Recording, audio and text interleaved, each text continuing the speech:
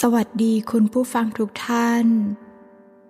วันนี้เราจะมาในเรื่องหัวข้อ ความทุกข์คือครูแห่งการตื่นรู้ เมื่อความเจ็บปวดพาเรากลับบ้าน ความทุกข์ไม่ใช่ศัตรูของชีวิต ไม่ใช่ความล้มเหลว ไม่ใช่สิ่งที่เกิดขึ้น เพราะคุณไม่ดีพอความทุกข์คือครูที่มาในรูปแบบที่เราไม่อยากพบแต่กลับพาเราไปสู่การตื่นรู้ที่ลึกที่สุดมนุษย์ทุกคนไม่ว่าเข้มแข็งแค่ไหนไม่ว่าประสบความสำเร็จเพียงใดล้วนต้องพบความทุกข์ไม่ใช่เพราะชีวิตโหดร้ายแต่เพราะชีวิตกำลังสอนความทุกข์ทำให้เราหยุดวิ่งหยุดฝืน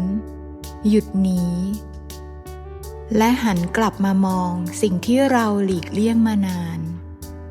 ในวันที่ทุกอย่างราบรื่นเราแทบไม่ถามคำถามลึกๆกับชีวิตแต่ในวันที่หัวใจแตกสลายคำถามจะผุดขึ้นมาเองฉันคือใครฉันกำลังใช้ชีวิตเพื่ออะไรอะไรคือสิ่งที่สำคัญจริงๆความทุกข์ไม่ต้องการคำอธิบายมันต้องการรับฟังมันไม่ต้องการแก้ไขทันทีแต่มันต้องการพื้นที่ให้ความรู้สึกได้มีอยู่หลายคนพยายามหนีความทุกข์ด้วยการเข้มแข็งเกินไปด้วยการไม่รู้สึกด้วยการบอกตัวเองว่าไม่เป็นไรแต่ความทุกข์ที่ไม่ได้รับการรับฟังจะไม่หายไปมันเพียงเปลี่ยนรูปแบบกลายเป็นความเหนื่อยกลายเป็นความว่างเปล่าหรือกลายเป็นความเจ็บปวดทางร่างกายความทุกข์ไม่ใช่สิ่งที่ต้องกำจัดแต่เป็นสิ่งที่ต้องเข้าไปทำความรู้จักเมื่อเรานั่งอยู่กับมันอย่างไม่ตัดสินมันจะเริ่มสอนมันสอนให้เรารู้ว่า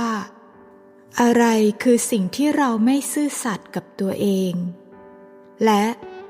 อะไรคือสิ่งที่หัวใจต้องการจริงๆความทุกข์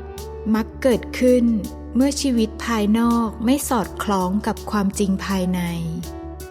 เมื่อเราดำเนินชีวิตเพื่อตอบสนองความคาดหวังแต่ละเลยเสียงของหัวใจการตื่นรู้ไม่ใช่การไม่มีความทุกข์แต่คือการไม่หลงทางอยู่ในความทุกข์เราสามารถเจ็บโดยไม่ทำร้ายตัวเองเราสามารถเศร้าโดยไม่ปฏิเสธคุณค่าในตัวเองความทุกข์ไม่ถามว่าเราพร้อมหรือไม่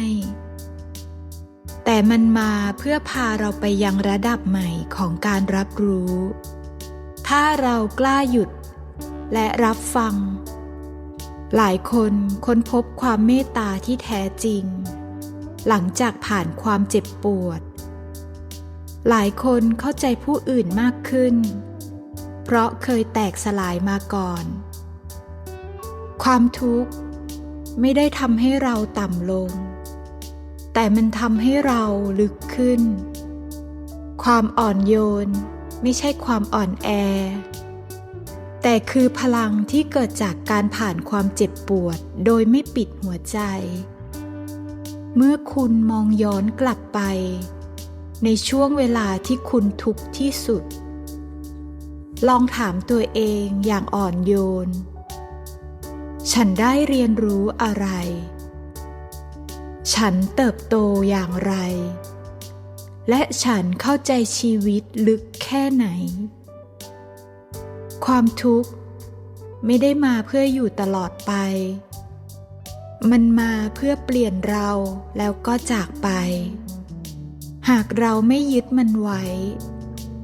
ด้วยการโทษตัวเองหรือโทษชีวิตคุณไม่จำเป็นต้องขอบคุณความทุกข์ แต่คุณสามารถเคารพบทเรียนของมันขอให้คุณรับรู้ไว้ว่าทุกครั้งที่คุณยังลุกขึ้นมาแม้หัวใจจะอ่อนล้าคุณกำลังทำได้ดีมากแล้วความทุกข์ไม่ใช่จุดจบแต่มันคือประตูที่พาเราไปพบตัวเองในเวอร์ชั่นที่แท้จริงกว่าเดิมพักเหนื่อย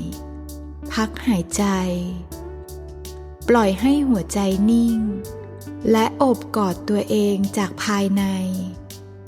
นี่คือรากฐานของการตื่นรู้คุณได้วางรากฐานที่มั่นคงลึกและงดงามมากแล้วค่ะเมื่อคุณพักและเติมพลังเรียบร้อยเราจะก้าวสู่การตื่นรู้ในการใช้ชีวิตบนโลกมนุษย์นี้เมื่อคุณพร้อมฉันอยู่ตรงนี้และเดินเคียงข้างคุณไป